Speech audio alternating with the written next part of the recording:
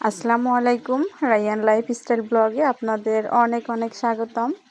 দূরে কাছে দেশ ও দেশের বাইরে এই মুহূর্তে আমার ভিডিওটি আমার যে সকল ভাইরা আপুরা দেখছেন, আল্লাহ তাআলার কাছে তাদের সুস্বাস্থ্য কামনা করছি।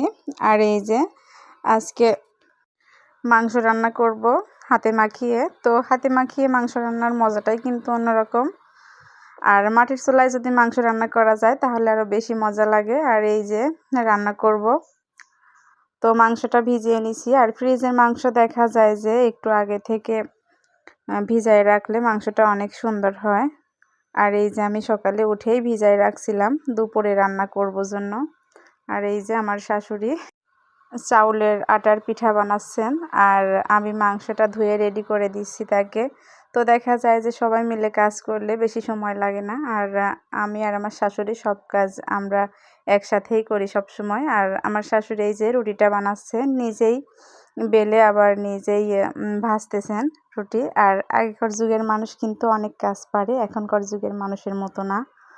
তো আসলে দেখা যায় যে আমরা রুটি যদি বেলতেও পারি, ভাজতে গেলে মনে হয় যে কেমন যেন হয়ে যায়। তো রুটিও কিন্তু অনেকগুলা বানিয়েছেন। খাসির মাংসের সাথে চাউলের আটার রুটি কিন্তু অনেক মজা লাগে খেতে। আর আমার শাশুড়ি দেখা যায় যে যেদিনই মাংস রান্না করে তিনি সেই দিনই যত কষ্টই হোক, যত ঝামেলাই হোক না কেন, সেই দিনই আর কি রুটি বানান। তো আজকেও রুটি, পোলাও আর খাসির মাংস রান্না করা লাগবে। আর এই যে মাংসগুলো অনেক সুন্দর ছিল, তো পরিষ্কার করে আমিতেই সব কিছু গুছিয়ে নিছিলাম, ধুয়ে পরিষ্কার করে নিছিলাম। আর এই যে হাতে মাখিয়ে রান্না করব, তো এই বড় কড়াইটাতেই দিলাম। ছোট কড়াইটাতে আর কি ভুড়ি রান্না করতে হবে। আর ভুড়ি রান্না করলে দেখা যায় যে 4-5 দিন কড়াইতেই রাখতে হবে। তো মনে করলাম যে আবার রেগুলার রান্নার জন্য ঝামেলা হবে, তো সেই জন্য এই কড়াইটাতেই দিলাম। আর মাংসগুলো অনেক সুন্দর ছিল। আর এই যে আগের থেকেই পেঁয়াজ কুচি করে রাখছে আমার শাশুড়ি। দেখা যায় যে বৃদ্ধ মানুষ বাসাতে থাকলে দেখা যায় যে বসে টুকটুক করে অনেক কাজ করে ফেলে। আর আমার শাশুড়ি সব কিছু গুছিয়ে নিছিল, এই যে রসুন পেঁয়াজ সেই ছুলে নিছিল। তো আমি মনে করলাম যে তাহলে আমি এখন মাখিয়ে দেই, তাহলে তাড়াতাড়ি হয়ে যাবে, যেহেতু পিঠাটাও হয়ে যাচ্ছে।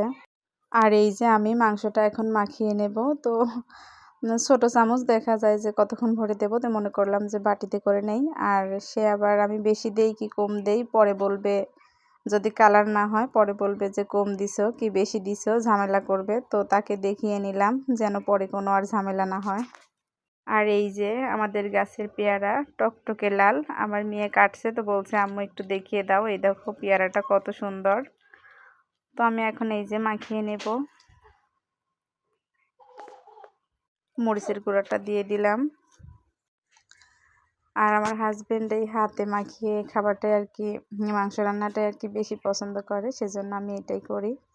আর দেখা যায় যে সব রকম করে রান্না করা যায়, আর মাটির চুলাতে রান্না করলে একটু বেশি মজা লাগে। আর আমার আপুরাও অনেক সুন্দর করে করে রান্না করে, আমার কিন্তু দেখতে অনেক ভালো লাগে। তো আসলে আমার আপুদের রান্নাঘরটা অনেক সুন্দর, তারা শহরে থাকে, সব কিছুই ভালো লাগে। তো আমি আসলে ওইভাবে করতে পারি না, পেরেও উঠি না, যেহেতু আমি গ্রামে থাকি।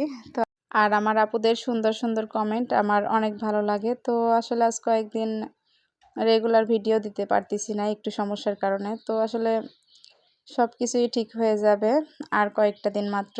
তো আমার আপুদের মাঝে আমি আবার রেগুলার হয়ে যাব ইনশাল্লাহ। সব আপুদেরই ভিডিও দেখা শুরু করব আবার।